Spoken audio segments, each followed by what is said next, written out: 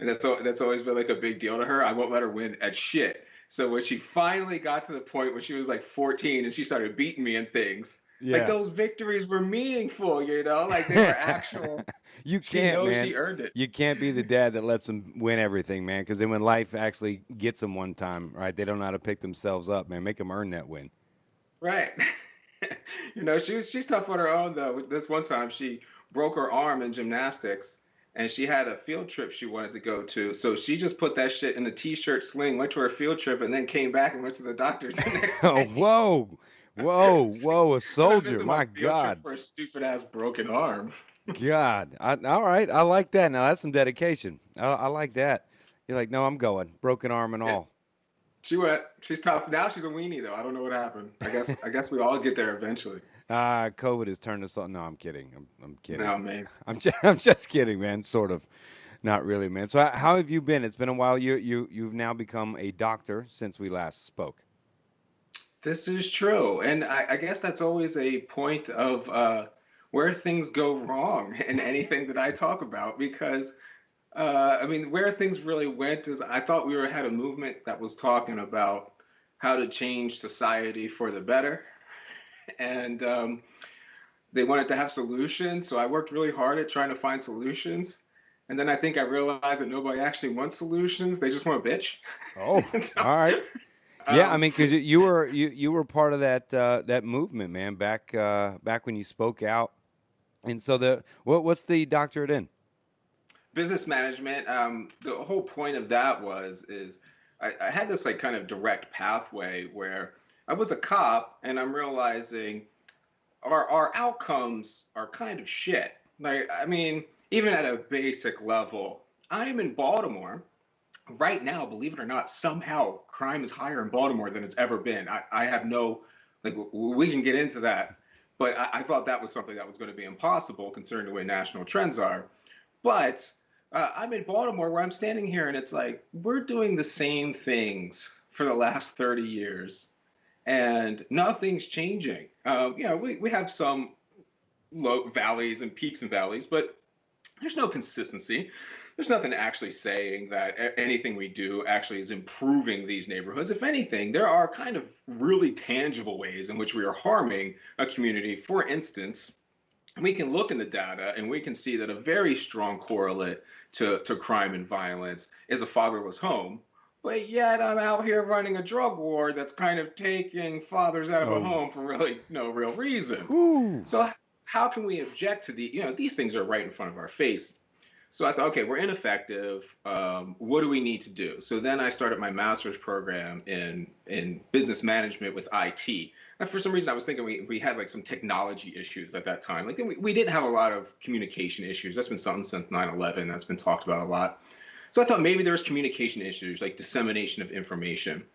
So I did all this IT stuff, and then I ended up going inside of headquarters, and I was doing these things where I would have all this crime intel being broadcasted out to the district so that they had all this information. That didn't do anything either. That was dumb. All right. And, and so, But you don't know, right? You got to be right, willing right. to So you try keep things, trying. man. Is what it is. Yeah.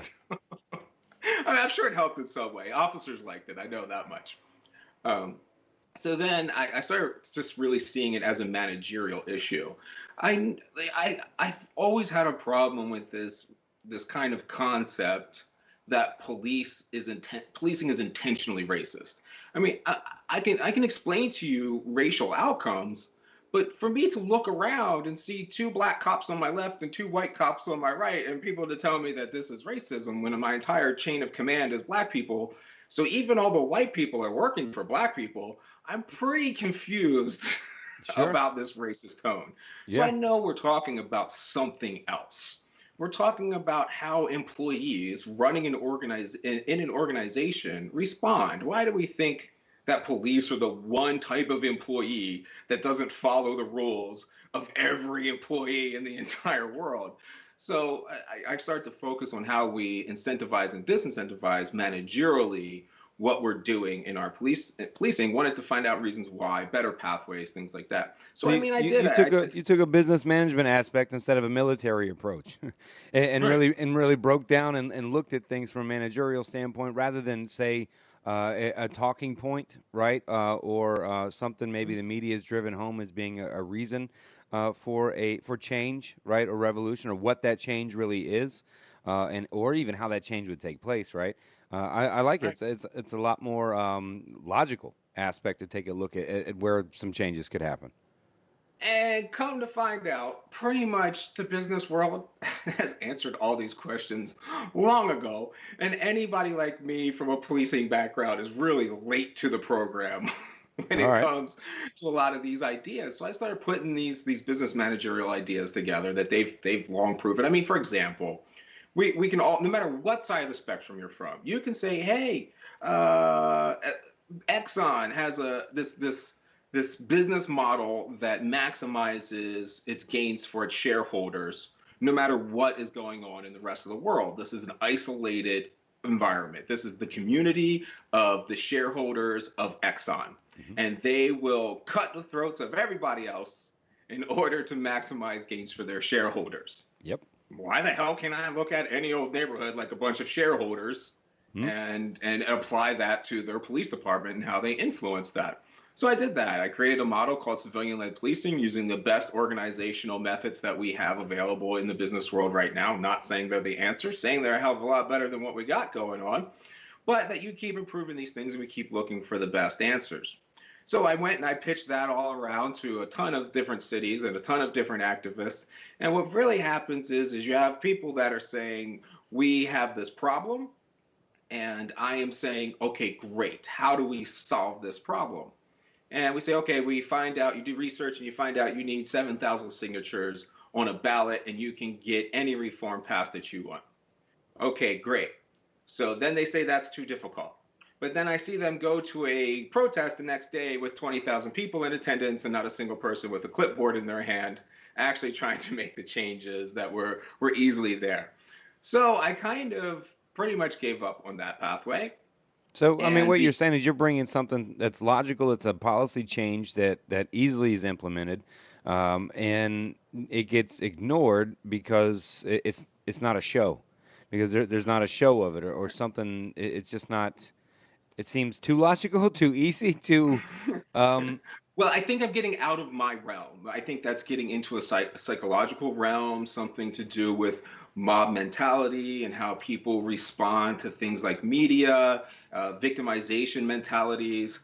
I just, like those are the answers that I need, but that is way outside of my field of expertise. So I so, kind of feel stuck in that. so you had a kind of an idea of bringing a civilian force, but not really a force in a way, but more of I don't know, caretaker something, being responsible Well, for your community kind of thing. right, just like how Exxon is, that Right. people actually have to buy in. So what kind of metrics are buy-in for an actual community? Well, it's not somebody that just got there.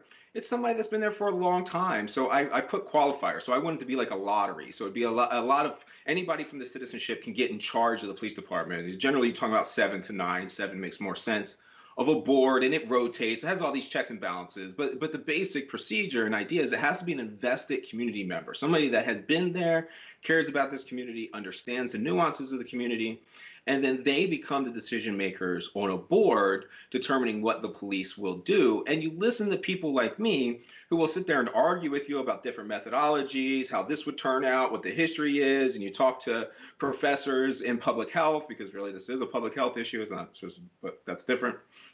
And we start dealing with those things so they can make changes for simple processes like most things that you see going on right now with like say a ballot initiative to legalize cannabis. I mean that's pretty much a given these days. So and there's areas where you still can't do that, but any place could have told their police department a long time ago, we're not enforcing these laws, period. There's nothing wrong with that. Police have 100% discretion. So it's like you can Yeah. even circumvent any laws that are exist from a higher authority. You can't circumvent your low laws, but if the federal government says you're going to that cannabis is illegal, the local cop can say, yeah, so what, whatever. That's fine. It's called discretion. So we can do all these things where you're actually in charge and you're responsible. But I also have come across this hurdle that I think being responsible is a big problem. With great power comes great responsibility. And for example, I've really my research broke down into ethics areas about communal and individual ethics. And this is another area where this comes in a lot is if I'm saying to the community, the officers need to follow what you determine is ethical, what your policies and procedures are. Forget what their individual beliefs are, because the current system is legally the officer is allowed to base their judgments for something like deadly force based upon how they feel, literally Yeah, their off emotions. their discretion, and how you feel at the moment that you need to defend yourself is based on that Right. individual as opposed to a top down approach. Right. And I think that that's fine for the individual. It's just like how the individual wants vengeance for a crime. That's fine for the individual to want vengeance, but for the whole of us, our community, our society, vengeance cannot be a model that we're based off of. Just like punishment as a deterrent and policing can't be something that our whole model is based off of. So, but what happens is let's take Derek Chauvin and killing of George Floyd. So here's the problem. If you make policy and procedures and that cop kills somebody following your rules, that's on you. There is no punishment to get from the officer. There is no blame to be had on that officer. And if we find out that someone like Derek Chauvin was trained in that exact technique by the policies and procedures that are there, that is a blame on the community, not a blame on the officer. When the officer breaks your rules, then that's a problem, and you can judge that officer. So that is this whole, whether it's a cop or a regular person, we have this juxtaposition where I don't think most of us are grounded in whether we believe in individual or communal ethics. Who determines what is moral? Right. Us as individual agents or our community? Yeah. I don't know where I go with that argument, but I know when it comes to police officers, they're employees and they need to act by the ethics determined by their organization. Yeah, and a top-down approach to push that forward. I know a lot of, I'd say I know a lot of sheriffs or leaders, right, take over a department, right? They initiate their law and order. There's I forget the guy's name down here in Florida, out in, I think Lakeland or Lake County, something like that. I know what you're talking about. Yeah, he's pretty known as like, we all have guns, we'll shoot you. You know, he kind of employs his own thing, and own methods, if you will, or ideas or philosophies. And what you're saying is, by that happening, you could curb possibly some violence, right? Than somebody responding to methods currently in place that get people killed.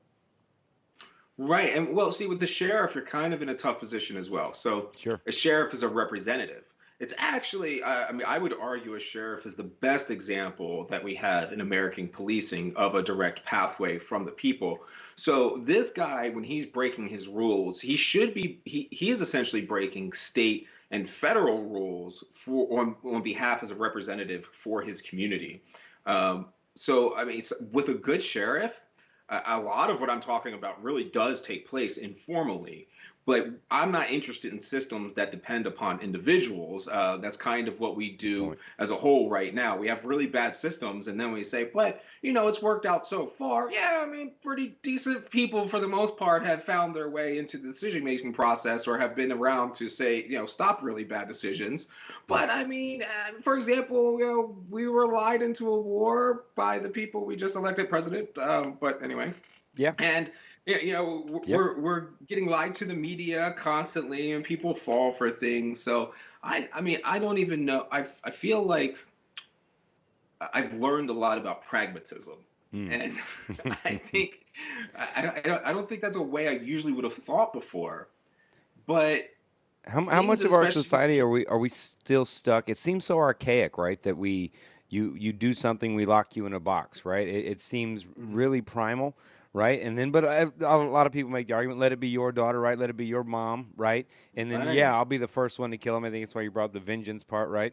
But when we, Individual ethics. yeah, and we look at those, but it does seem so archaic in a way that even the police officer job itself um, seems, I don't, terrible, right? Of like, who can take that job, who would perform well at that job, what would make somebody better at that job, right? Kind of talk about kind of what you discovered then, being an officer yourself, right? And then also trying to take I love your new complex. Thank God someone thinks outside the box to let a community think or police themselves, right? I love that idea, questioning new concepts of policing, but that experience, man, of what it's like trying to be a cop.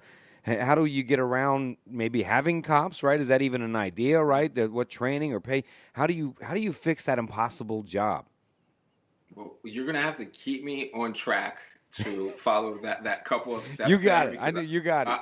I'm gonna branch way off into some bullshit that goes all over. But when it comes to being a cop, I realized, I mean, immediately in the academy that nothing there was preparing anyone for anything serious that was about to that could go down. I mean, here we are in a very violent city where you are going to be responding to people at their worst for the most part. So this requires somebody that's going to obviously very level-headed and calm at the least. Very physically skilled for the most part, at least survivable, or so other people don't get hurt, in some way, shape, or form. And nothing there was preparing me for to do anything. The Marine Corps had prepared me. If it wasn't for the Marine Corps, I wouldn't have been able to shoot. If it wasn't for the Marine Corps, I wouldn't have been level-headed. If it wasn't for the Marine Corps, I wouldn't have had confidence to deal with situations. It didn't have shit to do with what was happening in the police department. So obviously, military people and the militarization of police, that would send us off on another tangent because I'm sitting here saying that the military is what made me a better officer. But I would also argue that it made me a better officer under this condition that we have on what a police officer is. And I don't want to come in and say that this is our society. I'm not coming in here and say that your vision of a police officer currently is wrong. But what I'm going to tell you is the idea of what you have of a police officer. I think they're like quarterbacks in the NFL. There's simply just not enough of them to go around for everybody to have one. And I think they require such levels of training and education that you're not having somebody even hit the street without a doctorate. Before you're even beginning to be able to be, I mean, think about what the society is really expecting a cop to go from completely calm situation, handling your mother, to going literally chasing a suspect down the street with a gun and not acting improper at all, to going to a kid who just got her head chopped off in a car crash, to go into a domestic violence, to then handling a nice calm burglary report, and then having nothing happen for 5 hours until suddenly, boom, they're literally, got to rush to a fire and pull somebody out in the middle of the night. I mean, I had days like that. And the amount of stress that you're dealing with and the amount of skill necessary, I'm not saying I had it. I got lucky.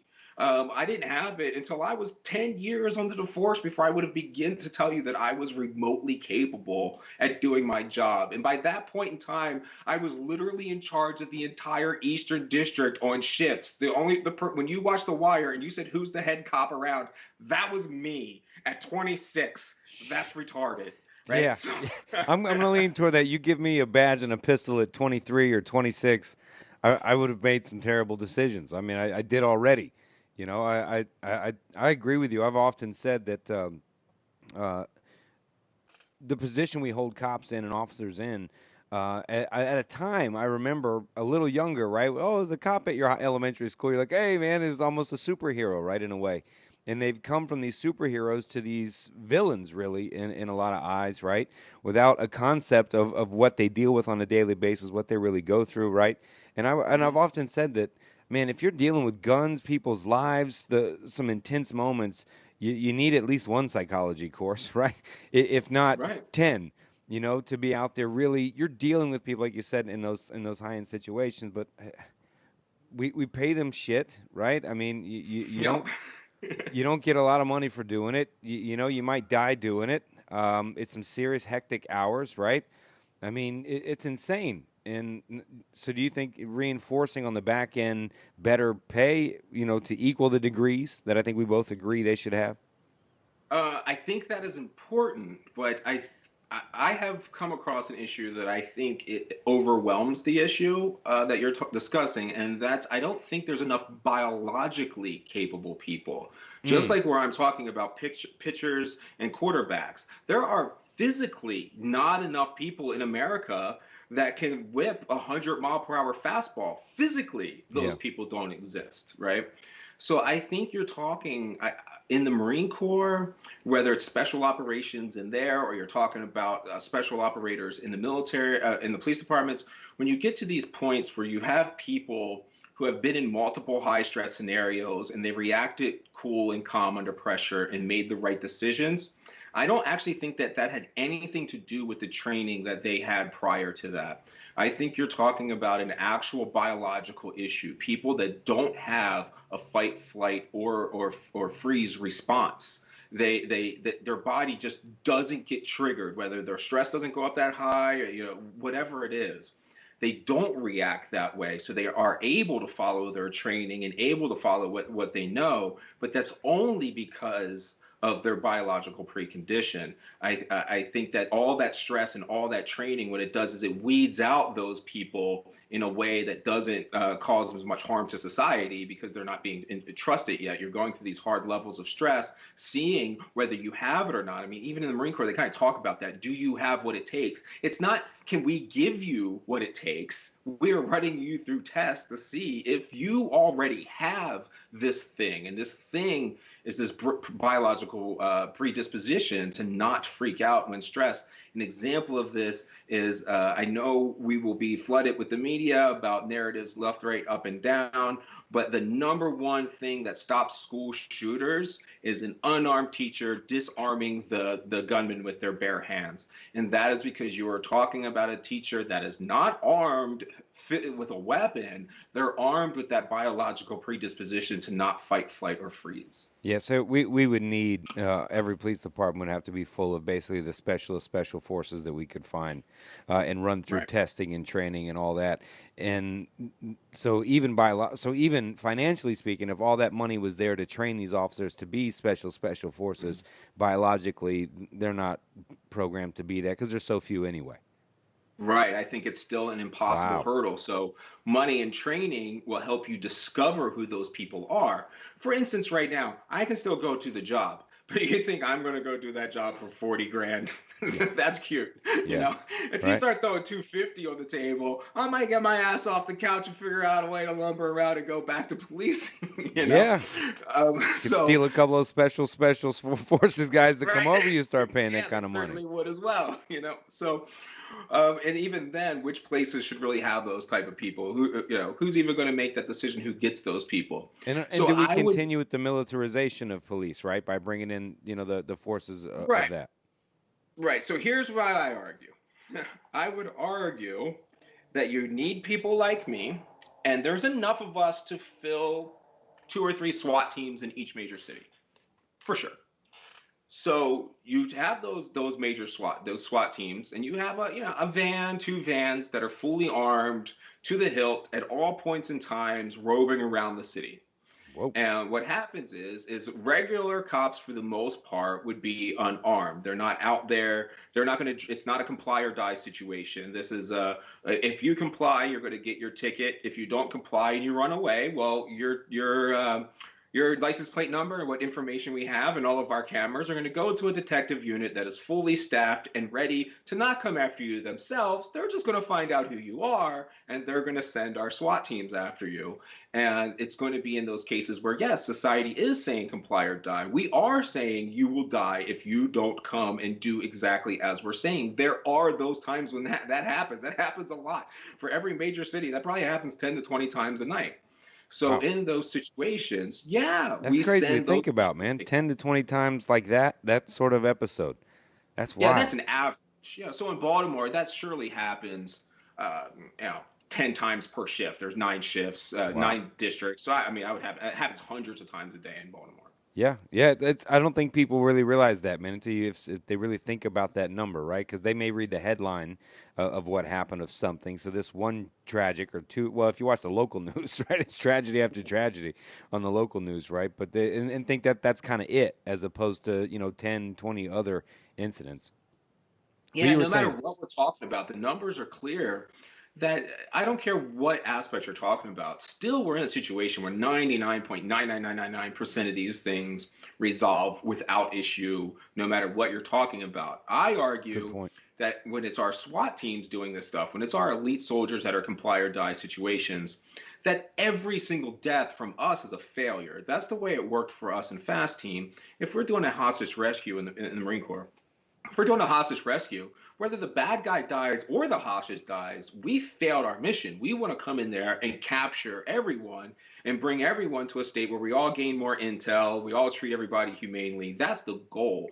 So, from my critical point of view, I think of all of these, every single one should be considered a failure, even when the officer did everything legally and by procedure. That means our procedures need to change, or we need to know more about what was happening with our suspect. We need to know more about what's happening with our officers when they respond in these situations. It's not like there's always somebody to blame. Sometimes it's just about learning and moving on. Uh, and I forget that's another train, but go ahead. No, no, you were talking about how you would change it, right? So we have unarmed officers not engaging in high intense situations, emergency or special responders to something responding to these 10 to 20 type events throughout the evening, right? And I think it's important you said what you just said about if anyone dies, it's a failure. Because I think if someone's thinking militarized vehicle, right, showing up with professional suite, all that really means is it's going to be one shot, not six, right? I think that is Right. what some people think, right? My immediate thought was like, okay, you're going to send the pros, so there's only going to be one bullet, and that's a wrap, and it's all over. But really, it's the art of so not one shot is fired. Yeah, I mean, and that's the art form. This we have this thing called when you want to know why SWAT teams go in with such violence. We have this thing called violence of action, and that means that you hit the house, you go in really hard, really fast, really loud, lights shining, because that sends everybody into a freeze.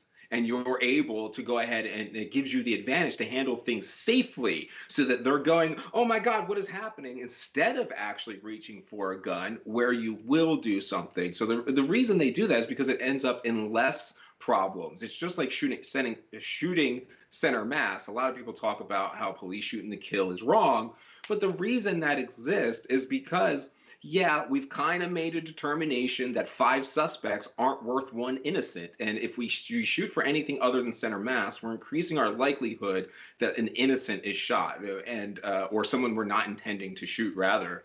So I mean, yeah, are five bank robbers worth one 6-year-old little girl from a skipped bullet? In my opinion, yes. That's up to you guys to determine, but I'll argue that it is. Yeah, yeah, for sure. If it's all you got to do is say if it's at your little girl, then everybody's like, "Yep, okay, it definitely is." 16 would be fine with some people, right? Right. Um, so do more cops in an area, say call that Baltimore or all? There's a lot of trouble places right around. Do Oh, more sure. cops equal less crime? I mean, does a more militarized force and more cops being on the block, does this equal less crime? There's no correlation between more cops and less crime. There's always the opposite. So, crime is a measurement of police activity, not citizen activity. Yeah, Crime is yeah, is no what shit. a police officer writes on a piece of paper. It's not an objective measurement of anything. You can just think how many kids slinging weed in Baltimore have arrest records for possession of weed versus how many Wall Street executives have had cocaine in their pocket and been arrested for it. It's not a Gotcha. measurement for actual crime. It's a measurement of what a cop does. Mm, And it's not even just a measurement of what a cop does, it's what a cop claims to have done. even more so. And it's our measurement of work. So it's our way of saying that we actually did something at work. So more police always equals more crime as that measurement. Now, More does it reports being reduce written, violence? more cops Right. doing things. So yeah, you got more crime. If I had 100 officers, they're all got to write a report, right? Right. It's like asking if if you hire more burger flippers at McDonald's, will more burgers be flipped? Yeah, duh. Yeah, I mean, but some of most these people things are don't. very They don't. They simple. just hear a correlation, right? The sheriff says something, right? Crime rates are up or crime rates are down, and they just go, yeah, that's because of more policing, or may. But what you're saying is better policing instead of more policing. Um, Maybe I'm saying we don't kind of have those answers Yeah, more yeah, so. yeah. Okay, So, I mean, for example, of what these numbers actually are, famously, or we should say infamously, Martin O'Malley came into office in Baltimore. And what he did was, is he came back and he said, "Hey, I know that police will be politically influenced to reduce crimes, for instance, from an aggravated assault to just an assault, so it's not a felony, it becomes a misdemeanor. They'll be politically influenced to do things like that. As they go up the chain, they'll be more politically influenced to do things like that. So Martin O'Malley said, let's go back and audit all the records from the last 5 years or so, and then upgrade them to what the report actually said. So he comes in the office and says, look, the crime for the last 5 years was actually way up here. What the And fuck? then he politically pressured all of his officers to reduce the number of crimes. For again, once you're doing the same policy, taking ag assaults down to misdemeanor assaults, things like you're incentivized as an officer to take a burglary and change it to trespassing, things like that. And then he said, look at all this crime reduction. But the Yeah. homicide rate was still the same. The only numbers that we have that actually mean anything are bodies. That's a hard number. We know how much that is. So there's a lot of correlates that I will go with violence. If we can take the amount of murders and we can start making some correlates to the amount of aggravated assaults and the amount of shootings, amount of stabbings, things like that.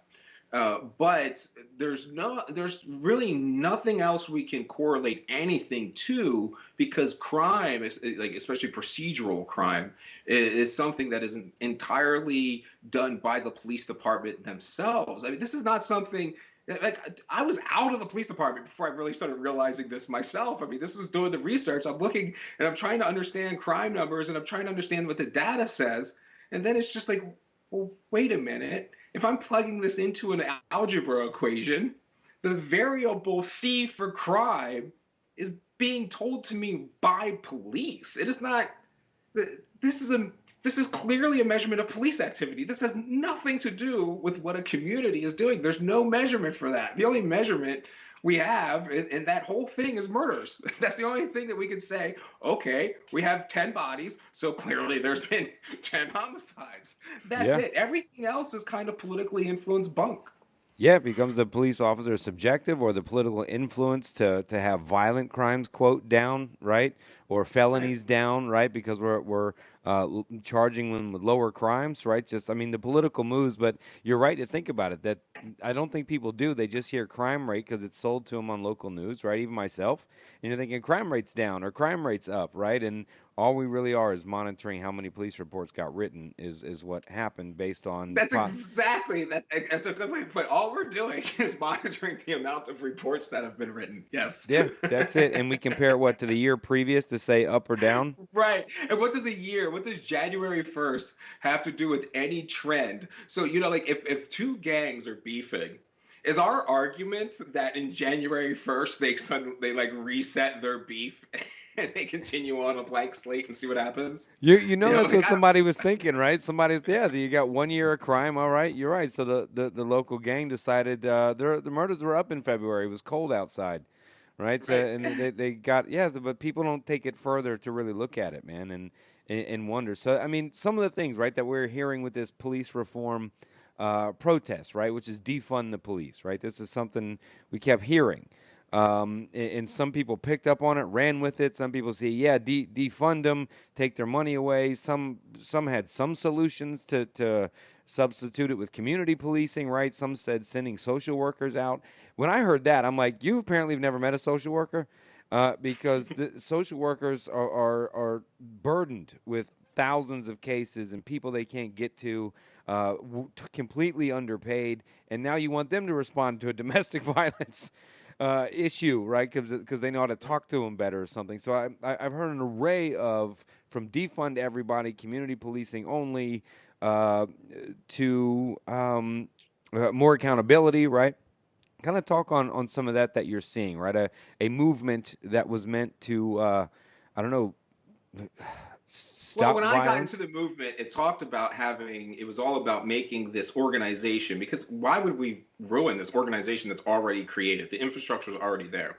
So the whole argument was take this infrastructure and make it actually serve the community in the way that everybody idyllically sees it. But then it came to the point, the argument of we don't need this thing. And I got news for you. Yeah. That's preposterous. the policing, it doesn't necessarily lower violence, but it certainly keeps a lid on it, and it maintains societal order and structure in ways that go far beyond anything I'm going to be able to tangibly point to. You need some kind of social structure and order. It doesn't necessarily have to be police. If you live in a acidic Jewish neighborhood, well, the elders work. Yeah, of course, but it's because they're going to do pretty much the same shit to you that police do. Yeah. Um, so, so yes, you need these things there for when you do need them. I'm all for reallocating funds, trying to change the structure of things to a public health thing. But the idea we have people that don't know policing nor care to begin to understand it, which makes me question their entire desire to solve any of these issues. I don't really think they want to solve any issues. They just want to have power Hey and man, be the they're one. a hashtag activist, Michael. There are lots Okay. of hashtag activists. Okay. So they know how to restructure and budget and fund for policing and all right. Okay. Right. I mean, of course they do. They obviously have all this experience. I mean, they run huge organizations. They know what it's like to allocate all these funds and to run all these workers. Of course, they know all that stuff. I understand. And I get where it comes from. I can get it because I've had my share of interactions with officers, and not in the positive. Right, I haven't walked Me away too. like it's not been good, man. And a lot of the times it's because I was an asshole, right? And I may have deserved it, right? And there's some times where it was uncalled for, right? So I can get where somebody may have had experience after experience like that, right? And they're going, you know what? I'd rather have nothing and let me police myself with my 9 or my shotgun right at my house or my gang or my family, right? Or my whatever it is. As long as I can remove one enemy off the street, then I only got to worry about my enemies, right? I can see where you could scream that in frustration. Yeah, and I totally get that.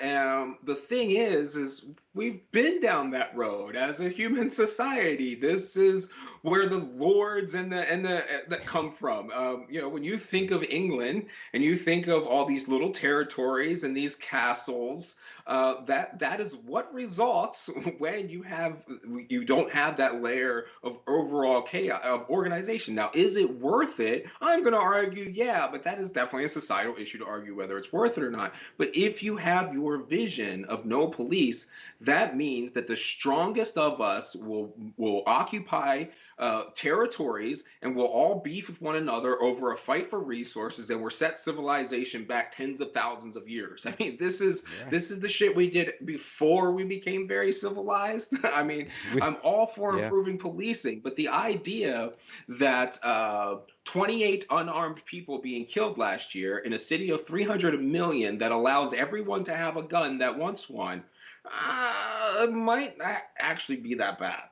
Yeah, right. Yeah, God forbid you said that the numbers are there when there's crimes going on by anybody else. But I get it, and most won't play that forward, right? Is to say, let something happen at your house or your car gets stolen, Sure. right? What are you going to call the social worker? Are you going to wait for the report to come by if your kid comes up missing from a park? You know what I mean? Right. To really play that forward, right? No, no, you're not. And I don't expect you to, because I don't expect the individual to see beyond vengeance. I don't. True. I reasonably, yes, if somebody rapes my daughter, am I going to go try and kill that person? And will this video be used as evidence for that? Very likely. Allegedly. Should the police try to stop me? Yes, because society cannot allow vengeance. This is why I want everyone that ever listens to me speak, go back and watch The Dark Knight with a critical eye. This is why Batman is the bad guy. The Joker is the good guy, and it's happening right in front of your face, and you don't realize it.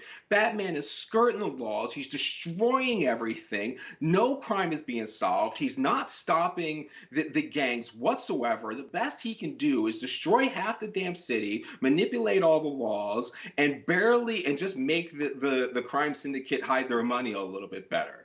The Joker comes in and he does what needs to be taken to actually save Gotham from Batman. And these are things that test your principles. And when the Joker says, "Did you think I would leave the fate of Gotham in a fist fight with you?" Right, that's the whole thing he's talking about. Right. He is the hero of Gotham. That not Batman, not Two-Face, none of it. He saved the city from the tyranny of superheroes. So who's the Joker in the scenario we're talking about, right? In the program, is The it the police communities? are. The police are, We okay. look bad. We look bad. We do bad things.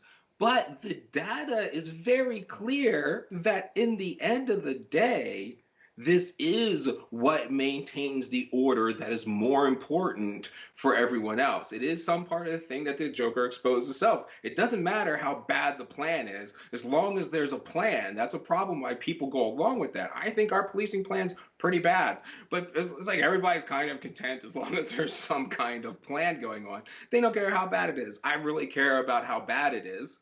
But I can get how it's you can just see, oh, this guy must be the bad guy. Look, they killed two unarmed black men last year. Yeah, I get that. And then when you defund the police, 30 black children are killed.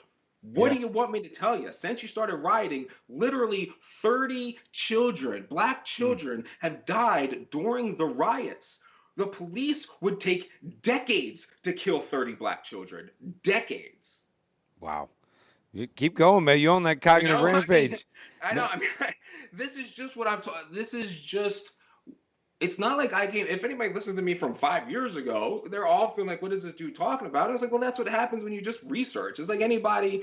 If you're even talking about like Middle East involvement, and you're like, "Oh, Trump's a warmonger," you just need to click Google a little bit and find out that the exact opposite is true. I don't know what to say. yeah, yeah. It seemed like when it started, I was like, finally, yeah, we're gonna get some change. Or, I'll put the Me Guy too. Fawkes mask on and go. I'll be up there with you. And as more and more announcements or lack thereof demands or organization of what needed to change, proposals to it, and then outlandish claims of defund, right? It becomes difficult to back a movement that begin as a sort of a revolution of policing, period, right? Which I do Right. think needs to change. I think there does needs to be some sort of cleaning house, and sometimes you got to knock all the pieces off the board, right, and reset it. Sure. In some places, right? In some things you can't, but I definitely, I loved how the movement started, and then it got trendy, and Hmm. then I watched people join up into, You mean when a Black Lives Matter hashtag is on Amazon that you're not bucking the system anymore? Is that what you mean? well, yeah, and then and a lot of suburbia white people are marching, right, that have had nothing but positive experiences with cops, right? Yep. Have And burning exercised. down black neighborhoods? Those ones? Yeah, and or marching, but I came up in kind of the '90s, right, when there was a lot of shootings. There was a lot of shootings going on in neighborhoods I was around. Bandana colors mattered even more so Yep. back then, and people got shot left and right, and all the gangster rap that was coming out talking about what was happening. I didn't see any of those white suburban moms marching. I Right. didn't, right? And it got trending. I'm glad that they're out there now, right, and doing and pushing a movement. I think there definitely needs to be some change or some help, but I think defunding it that way is the improper way to go. I think more training is necessary, which takes more money, right, to put it in it. How much are we willing in our own communities to be responsible for our Yep. communities too, on top of a police officer's response, right? I mean, I'm down with the change revolution. Let's do it. I mean, but we got to present ideas more than remove all cops from communities. Yeah, and I'm not the person to even argue about those things. The way I see this is I'm the CEO of the company. You're the shareholders. You argue about what you want policing to be. And if you say I have a $300 million budget, what's the best I can do with it? I'm going to tell you what I can do. But all these decisions should be up to you. I don't like even the idea of authority figures in this realm. Agreed. And any central authority figure with policing just turns the police into their personal army. I forget who said it, whether it was De Blasio or Giuliani or whoever. It was one of the New York mayors. Literally said, the NYPD is the eighth largest army that I personally control, or whatever. And it's Yeah. like, yeah, I mean, that's what these things are. They're hands of politicians. That's why I want to move them to the shareholders. I think that this is an argument for you and seven other or six other people that are fully invested in your community about what you want to do, because these things are going to affect you. If you make a rule, I forget what that principle is called, but there's a principle that if you're making any rules for society, you should be positioning yourself as somebody that's eligible to have any of the results applied to you. You will have no idea on which level of the hierarchy you are on when it comes to this law. So if you're going to be making rules that lock up, kids for having weed in their pocket, it's going to be all kids, not just the rich kid, not just the poor kids, the rich kids and everybody else. These Yeah. laws are going to go through and apply. So people started thinking about it a little bit differently and creating laws that they would want to apply to themselves and work that out with their neighbors. You're going to have ups and downs, you're going to have failures, you're going to have learning lessons, but I really think the point is something that we have lost in society, is this scientific pathway towards continually improving. Like the Enlightenment stopped, and all scientific progress, especially philosophically, has really hit a dead end. We thought, I think a lot of people thought we were going somewhere with the new atheist movement, and then that totally crumbled as they all got Trump derangement syndrome. But we don't have this critical thinking or actually scientific pathway. It's like, what team are you on? Are you team red or team blue? Or are you team individual or team collective? And that's about all that we have right now, and we're not advancing. I hate the idea that, like, the idea that my ass is the first person to put together an alternative policing that's backed by science and written it out is Well, embarrassing. because Michael, because it's a bad business plan. Because It's a right now, terrible business plan. what they got right Terrible. now shows profit, growth, privatized prisons. People are making money right now. Probation officers are getting paid every week.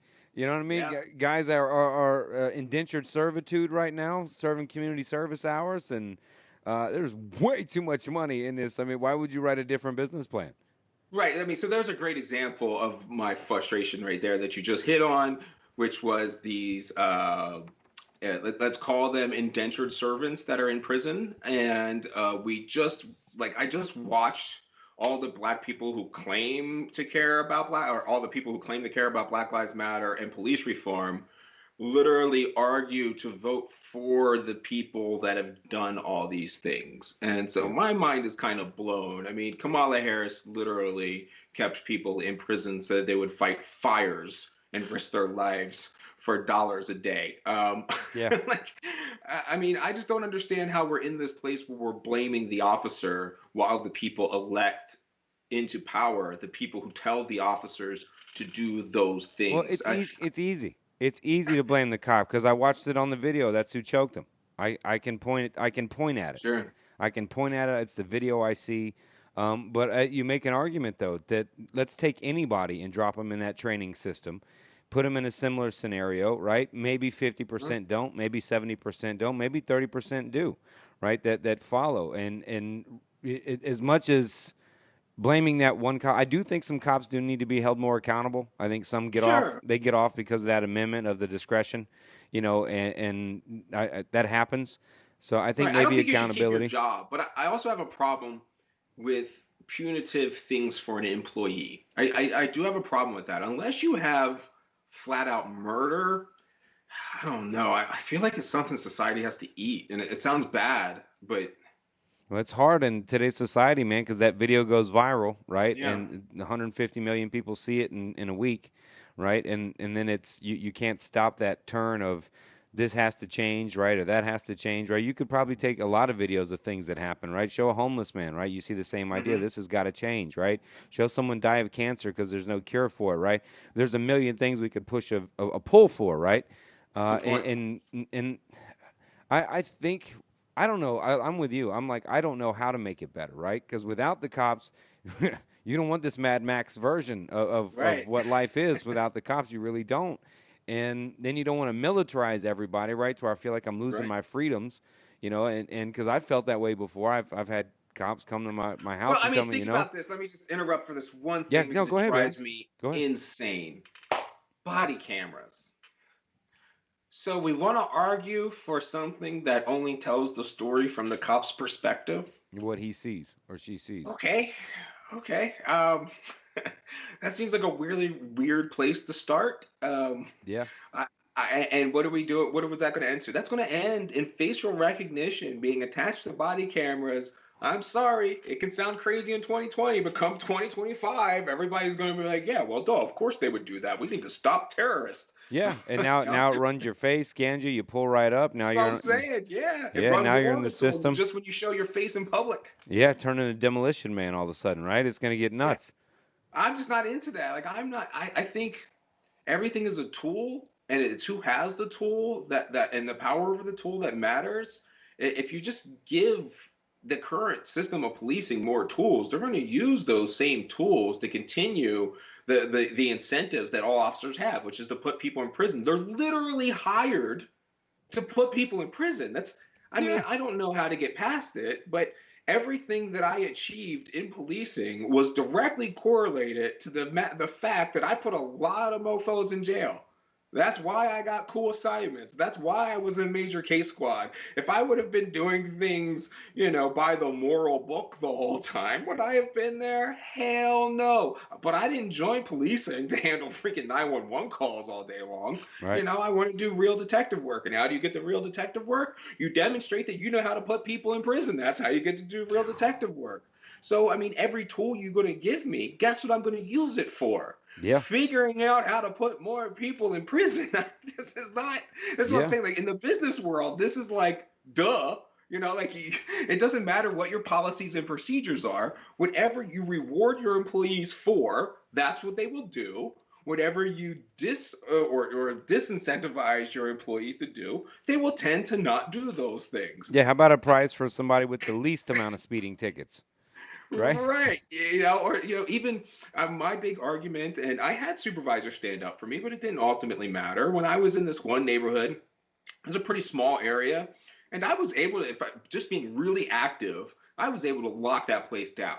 Nothing happened while I was there, pretty much ever. I never took Part One felony crimes. So if it's a felony, I never took any of those offenses, things that would be reported to the FBI. They just didn't happen when I was working. And I would get in trouble for it because I wasn't locking people up. So I would just leave my district, I would leave my sector and go lock people up. I did that when I worked in really rich, nice neighborhoods because you can, even if they are being criminal, one of the thing about owning property and having fences and stuff like that, it's really hard to catch you doing anything. Yeah. If you have 20 people coming over your house and you sell cocaine to them out of your townhouse, everyone's going to notice. If Yeah. 20 people drive into your gated community and buy a pound of weed and leave, no one's ever going to notice. No. So you have those issues where I would then go to other neighborhoods to get my arrest stats. And then if I really locked down my area, well, I actually didn't even want to arrest people in my area because that would have to generate a crime that occurred in my area. So Now crime rates are going up in good areas, man. You're ruining property because values now. at that time I was naive and I was thinking my job is to keep crime down. So I didn't want to like, I didn't want to, it's just a disorderly call, right? So like say, we all know these kind of things where somebody's kind of being an ass and then the cop escalates the situation Yeah. and then the person reacts and then you're like, haha, now I got a free arrest because you overreacted. Yeah. That literally happens. But I was never going to do that in my neighborhood because then I would have generated the crime of disorderly conduct occurring. And I was taking pride in not having crime on my post, which is weird because I was the one that determined whether crime took place on my post or not. And you're the ones making the reports. Right, I didn't really see it that way. At that time, I only saw it as like shootings and violence and things like that you could avoid. And I didn't even, at that time, I was such a rookie that the idea that I wouldn't write a burglary report seemed crazy. But, 5 years into it, I was talking people out of burglary reports. And I was saying, do you really want to make this burglary report? When you sell your house, they're going to pull up the crime stats and they're going to see that there was a burglary, not just in this block, but literally in this house. You want me to file a burglary report Oh, and wow. reduce your property value by $30,000? And they'd be like, no, nothing happened here. And I'd be like, all right, peace. Yeah, Yeah. never mind, right? I mean, I think people start digging and maybe realize It's so much, and it's rooted from how we put people in jail, our legal system, how people are judged, how they're moved like cattle through courts every day, and pleading. Take the And you don't plea. see that. Importantly, cops don't see that. Yeah. So police, I'm only putting the handcuffs on and you disappear. That's one reason why I think we get a little bit dehumanized as well is I don't know what happens. I don't know the fallout. All I do is get a court case in the mail 4 months later. Odds are it gets postponed a couple of times and then there's a plea deal. And I have no idea what happened to Yeah. that person. I've never seen the courtroom. I never talked to an ASA. All I did was put handcuffs on them and they disappeared. Yeah, so they don't get to see that aspect of it too. I think just there's so much involved that I think people started to just kind of go, it's all screwed up. Just defund everything and no cops, right? Because the more you have to dig into it, the more data you look up, the more confusing it gets. Then this is linked to that. Everything is linked. It's become a code, right? I changed 1 0 in the code and I got a whole different thing going. Yeah. That where do you start, right? I mean, do you start at the legal system, the laws, the way we police, how we police, right? And everyone's going to have their different ideas. But I like what you're bringing to the table is not what you're bringing. What I see is more of a framework for local Exactly. communities to adapt. So I'll take a This is the framework, table for your ideas, yeah, and take not that your framework idea. to I'm get the not the community idea. involved rather than Right. say just do A, B, and C, and people can't take that, Michael, because your I plan can't. doesn't. You can't go on a Fox or CNN and hit your sound bites in 38 seconds unless you got my plan is this, and this, and I'll fix everything. They can't say, well, here's a framework and allow the local community to adopt that framework and police it as they see fit for the local community. Yeah, in a perpetually evolving iterative-based system, which evolves with time and changing. Yeah, I no, no, can't even talk like that, like it right. just doesn't work. But yeah, you can. You need bullet points for people to pay attention, right? Because we have attention spans of gnats, right? So unless we can read, the top 5 things I would change, right? We don't know who the hell we're voting for. Most of us don't know foreign policy. We just know it's a phrase or a turn of, right? And we hear things. So the same ideas. We look for ideas for this, and we're looking for this one size fits all, which I think what you're really bringing out to light here is that there is not, that the community No. polices itself, that each situation is up to the cop, right, the ones running that district or that area. You have to build more of a framework that has some plasticity and adaptable to those in place. Right, and even if you talk about, there's kind of a central framework of American society, but little areas have different things. For example, in Baltimore, dirt biking, illegal dirt biking, is a huge thing. Anybody, 12 o'clock boys, if anybody wants to look it up and see what it actually is. But that's a huge thing. And so you would have to deal with that in a certain way in your policing, in a way that made everybody happy, or at least something that the community settled on. But that wouldn't even be an issue, in Bismarck, North Dakota or something. So why would Bismarck, North Dakota ever give a crap about, illegal dirt biking? It's just Right. literally not a thing. So you have all those as kind of little things that make your community a certain way, or you want to do things and respect that culture and that history. In some ways, what things that you're allowed to do and not allowed to do actually make cities unique and different. Not having prostitution in certain areas of Nevada gives them something unique to Yeah. distinguish themselves as part of the world. I mean, it sounds weird, but that's literally their local culture, and you need Sure. to account for all of those things.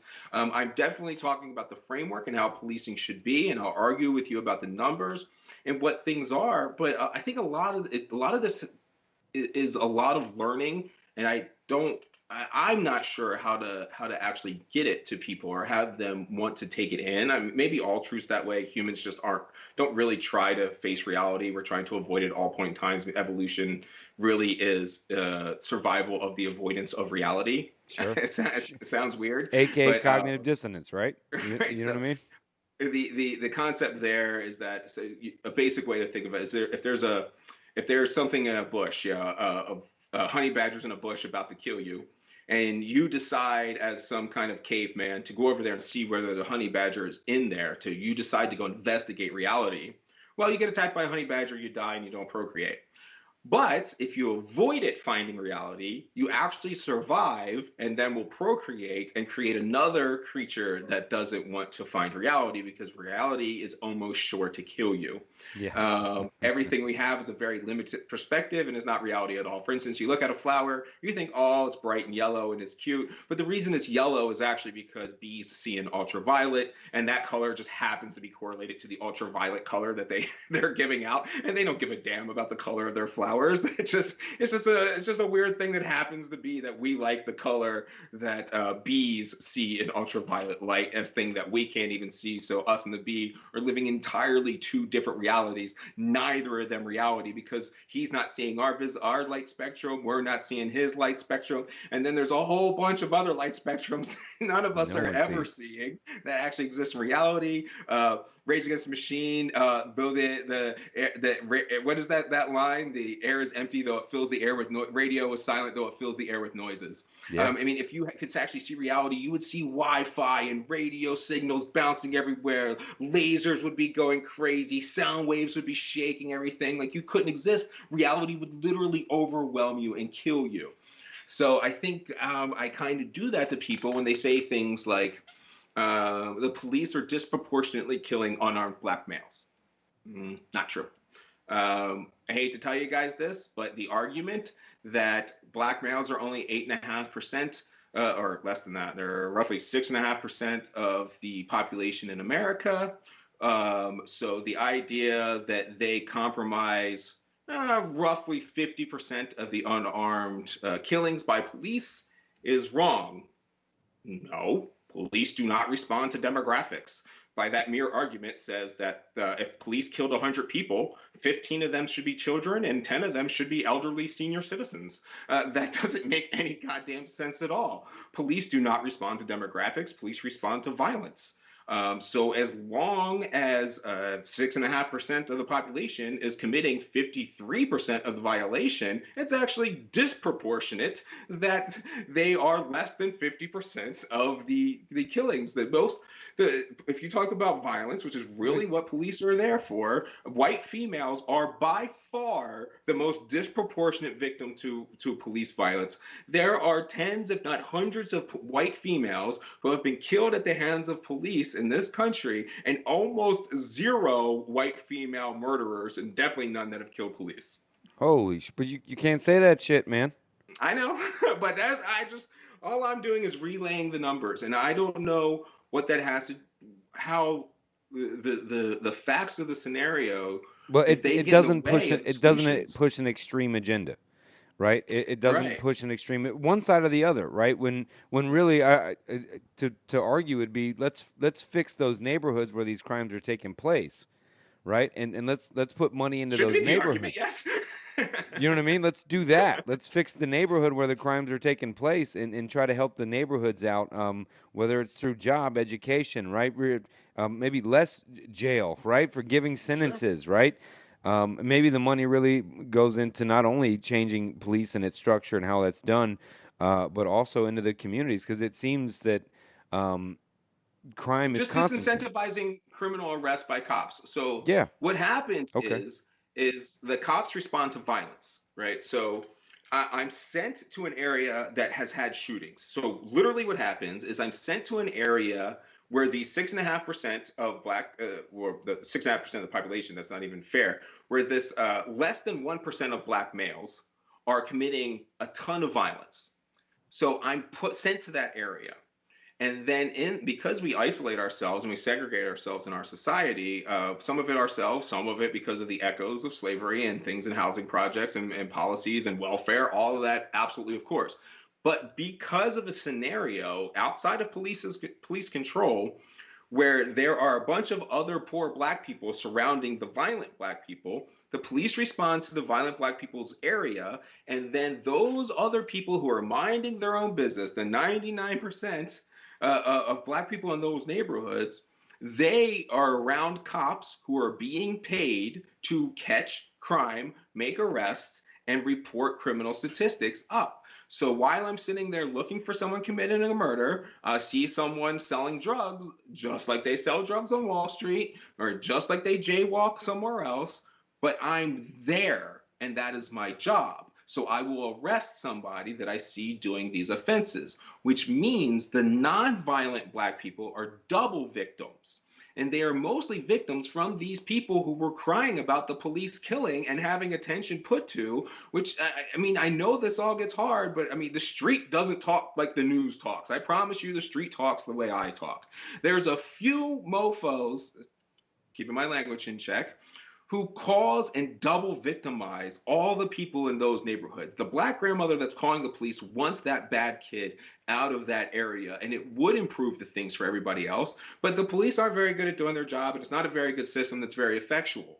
But so we keep doing it and we double victimize everybody else in the process. It's actually twice as bad. And then when I see the people that are actually the source of this response, who actually victimize these neighborhoods, being the ones that are glorified, it becomes very hard for me to kind of participate, if that makes sense. No, it certainly does, man. It would be glorifying those that bring that sort of violence or Right. tension or something to the community itself.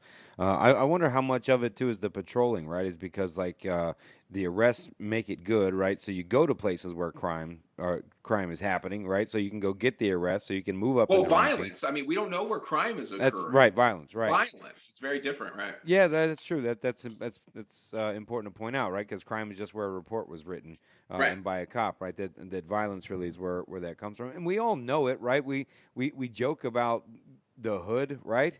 Right. And going to one or being trapped there or from there, right? I mean, I was born in Pine Hills as a young kid, raised on the other side of Ocoee, so I went from like extreme hood side, if you will, and urban development to a very redneck side, and I'm saying that word. It was violent on that side too, Yeah, sure. on both sides.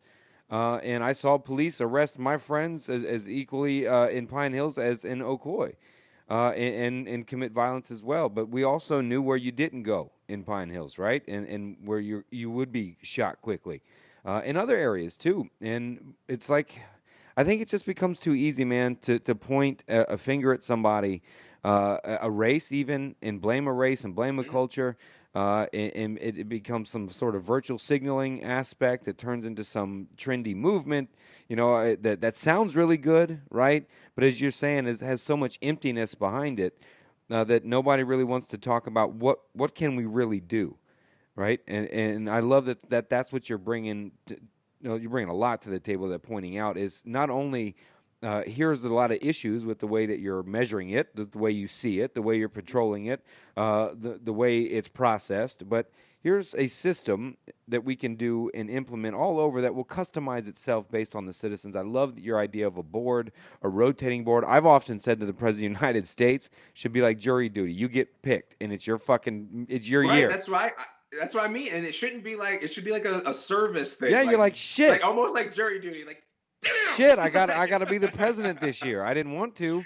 I'm gonna make 100 grand more than I thought I was gonna make, but damn. Damn, right? I got to serve, right? And maybe citizens serve in a community, right? Maybe you have to go put in 1 or 2 years riding along or learning the community, right, of what that's like. Similar, Unarmed. Yeah, yeah, I've talked unarmed, about that. right, right. I I loved your wanted to idea of have unarmed like, cops, right? I figured the academy needs to be a lot longer. So you do things like literally make How the long is cops it? unarmed drive an ice cream truck around that gives out free ice cream sandwiches. I Yeah, mean, it wouldn't cost shit. something. Yeah, how Right. long is police academy before you're on the street with a gun? 6 months. Shit, And six it's months. Yeah, so you're literally, I mean, think about what they're trying to say. You're trying to say that this person's supposed to be like no CPR. They're supposed to psychologically control these complicated and 6 months. complex situations. They're supposed to respond under fire. They're supposed to be able to write and read English, which they can bear. I mean, pull up most police reports. You will be shocked at the level of English that is being brought to you. You know, like I'm like, Yeah, I spent so many times looking at reports, being like, come on, you guys that's got to be six kidding me. months. You got to know the difference between there and there before we begin. I mean, this is going to be a court document. See that it scares the shit out of me, man. That at any point in time, I don't look like the nicest guy, right? And you catch me on a night where I've had a few drinks, I'm pretty loud, right? And I can hang out, but it scares me to think that a 23-year-old could be called to come talk to me because I'm too loud, and he's got a firearm, Yes. and he's had 6 months of training, and Right. he's 3 inches shorter than me. You know what I mean? That terrifies me. Right. Oh my God, that is no way that should be happening, man. And that's what we're seeing. We're seeing the 23-year-olds, the 27-year-olds respond to training they've had. And I've never Sure. been there, but maybe you could answer it. But I can see some cop training and some alpha guy, alpha male dude going, listen, man, don't take it easy out there, right? They'll run over you, right? Or somebody Oh, they pushing you. do for sure. Yeah, I can see that alpha stuff going on, but then that guy's probably seen his partner be shot, right, or killed, right? And man, it's just I don't, man. But I mean, some of the street code is that way. We can't think that. I mean, Yeah, what a reason why you might have been calling me a pig is because I was certainly playing in the mud. I mean, this shit was gray. yeah, The good guys and the bad guys, there wasn't much difference between us. yeah, There was a lot of money on the line for both sides. We were doing shit that I mean, I would pick out the baddest looking dude I could find, and I would make him my worst enemy. And that person would fear me, and if that person feared me, so would the whole rest of the neighborhood. yeah, Uh, yeah. and you know that's the way some neighborhoods are in their current movement. Should we be changing that? Of course, but sometimes I mean we can. I think the vast majority of people that went and actually into a high violence area, they would cower away from the prospect of ever working those streets in a flash. Yeah, yeah. And that's why I think maybe more focused on helping the direct communities along with your structure of restructuring a Right. police department to be ran by a community, by a board of rotating citizens, so no one gains too much power, right? Not making decisions based on political influence, right? Arrests based on political influence, right? Unprivatizing prisons possibly in a way, right? But I love that start, man. And somebody's got to say it and come up with something that's more realistic, more logical, applicable, right? And is responding to actual numbers as opposed to talking points like crime rates and crime statistics. Sure, like especially when it comes to what causes crime. My idea is that the I would argue to this board that police should be fighting the things that cause crime. And one reason why the number one thing that causes crime or violence, let's not say crime, it's very touchy when it Yeah. comes to terminology, but is the mere fact of the political tie-in that you're talking about. You have 4-year goals, maybe 8-year goals when it comes to politicians. But some people are going to hear me say this and they're going to be like, "Oh yeah, I've seen that before. No, I totally get that." And then some people's mind gets blown. But the largest correlate to violence that we have in world history is lead poisoning. There's nothing close to being tied in with violence than children being poisoned by lead. They have to be children. It doesn't work when you've been Holy poisoned as an shit. adult. What? I Um, thought you were going to say poverty. I was sure you were going to say poverty or Poverty is not remotely correlated to violence. holy shit. Not remotely. It's actually inversely correlated. Really? Um, right. So we have to get out of our perspective of America because poverty is almost non-existent in America for real. So if you think about a tribe in Africa, almost zero crime, zero violence. When you Okay. start getting Yeah. organized, Fair it's enough. when it steps in. As long as everyone is poor, then it's fine. The problem is actually So the inequality. So disproportionate right. The economic standard. disproportionality is the problem, not actually being poor. If everyone's poor, no one gives a shit. But Yeah. if you're poor or at least in relation, you're looking up at Jeff Bezos, and you're in your core as a human being. For some reason, there's something triggered that says this is not right, and that is certainly correlated to violence as well.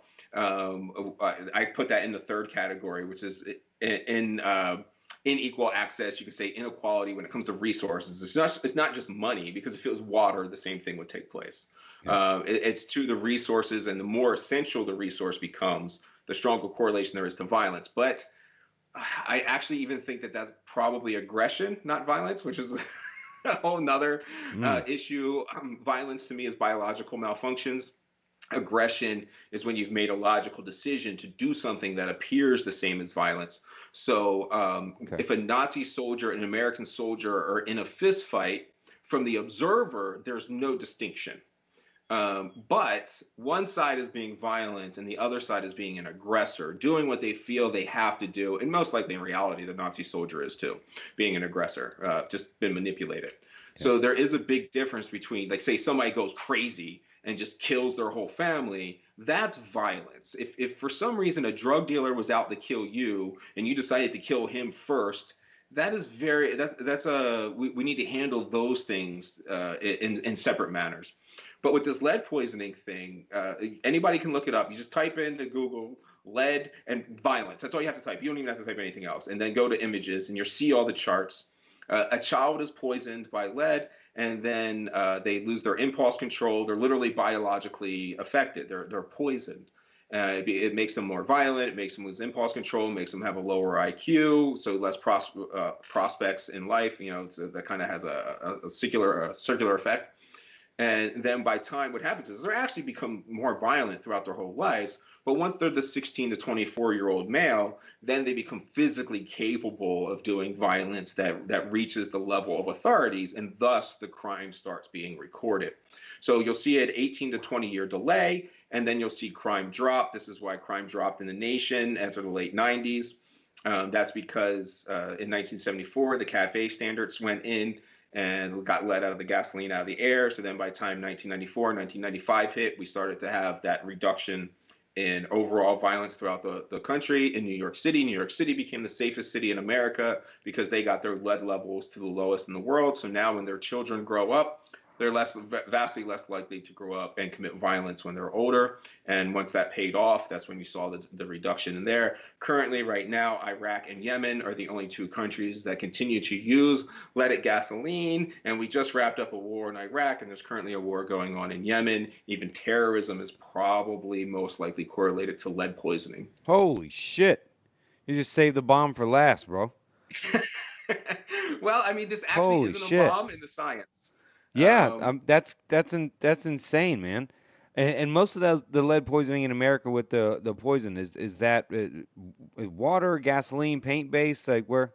Right. So now, I mean, now so largely it's, I mean, it's out of the air. So we have that cleared up. So that's why we had the national reduction. So, I mean, even if you think about, there was some kind of claim that like policing got better in the late 90s and caused crime reduction. Like that could, you're making the argument that around the entire world, every single police department in America Agreed to write less increased reports. their effectiveness by 25%. Like, come on, it's Right? Yeah, yeah. It's preposterous. astronomical. Yeah. Right. So the same thing in New York. I mean, things are going up right now because other things have stepped in and overwhelmed it, their local instability. But so what happened is one reason why there's racial disparities in crime and in violence is because we had white flight. And this is very coincidental. But when white flight occurred and white people, and it's still largely people with resources, moved out into the suburbs, when they started building those houses were built with PVC pipes. And so it's the copper pipes and the leaded pipes that poison the water. The poisoning doesn't take place. It's just the same thing in Flint. The poisoning isn't in the water and it's not in the sewers. It's not in the system that the city owns. It becomes poison when it enters the house because From of the copper the piping. structure of the house itself. So the lead poisoning and the paint is another way. It also gets into the environment in the dirt. In a lot of areas where there's industrial things, you start getting it into the actual soil.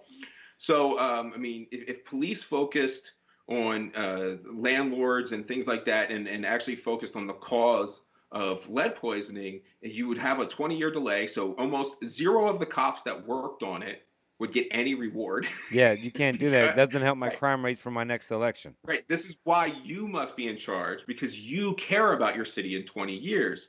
I mean, look, I'm in Phoenix now.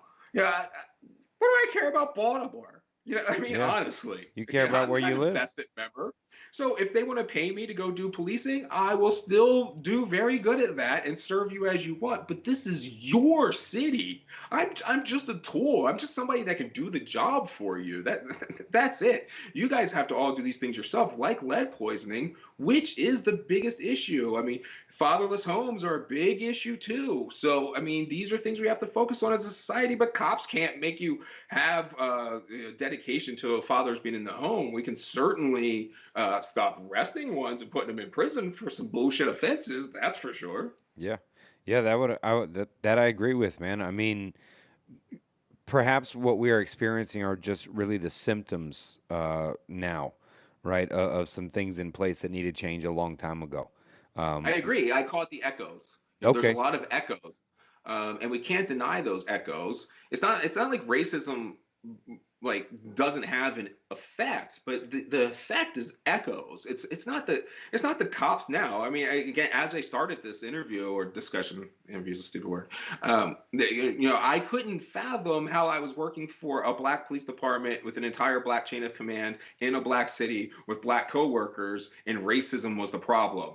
That Yeah, obviously it doesn't make seems to be sense. the too easy to point at, but what I mean, it's like messing with, like, I don't know, dry eyes and you got COVID. You know what I mean? Like Right. you got some serious shit going on deep inside that you have to treat and work through and be healthy to do so, right? But it Right. Bitch seems like about your eyes watering all you want. I mean, you're yeah. fucking missing the point. Yeah, Right. right, right. That's what I think, and I think that unfortunately, right, that I think that also pushed some supporters of a movement away from it. Is Definitely when did. it began to take a change that way. That some supporters were saying, well, it's hard to stand behind what we're asking for now, saying defund everything, pull, some ridiculous responses. Although understandably, um, it's what started as something beautiful that I pulled my Guy Fawkes mask out turned into a marketing standpoint that was pushing Hollywood issues and Yep. pushing that as opposed to really making change or really trying to dive down and go deeper than what it looks like on the video we all watch that makes us it's appalling to watch as Right. opposed to an initiative to change piping in certain neighborhoods, right? To Right. Yeah. How do you make that connection in any kind of reasonably quick fashion? Right. Yeah, no, I mean, but focusing on things possible, right? The structure of Right. police, how it's done, how it's set up, as opposed to just pointing out as going, well, you know what? If it was the reverse, if it was a pit bull that bit somebody, most of the people would say it's the owner. The owner made the That's a good pit point. bull that. Yes. It's not it's the owner, right? And so that's possibly what we need to be looking at cops is going, hey, they're pit bulls, but hey, they're owners who are training them the business they're in. They're Right. teaching him to be that pit bull, right? That they're really I sweethearts. feel the exact same way. I'm like, guys, you guys spent literally millions of dollars in the first 5 years of my adult life making me into a pit bull, and then you got mad at me for it. Yeah, yeah. And I'm like, okay. Well, I mean, soldiers they went through that, right? World Wars One, Two, Vietnam, right? We Sure, became that and sure. fought for freedom. You come back and you're somebody different, right? We need you when we want you to sign up, and then when you're done, holler at me at the VA when you can get in, right? Right, totally. Right. It's the same issue, and I think we need to be smarter, and like you're saying, to say, look, what we can see on the video is what we can point at. That person made a discretionary call based on training they've had and what they were ordered to do, which is also wrong. The system is wrong. The order is wrong. That is wrong. His training was wrong. All of it was fucking wrong. And as much as we want to get our pitchforks and string the dude up, right? It's not going to change shit. And we started this by saying I haven't seen shit change. Totally. We're asking for cops to be more accountable, maybe defund some police.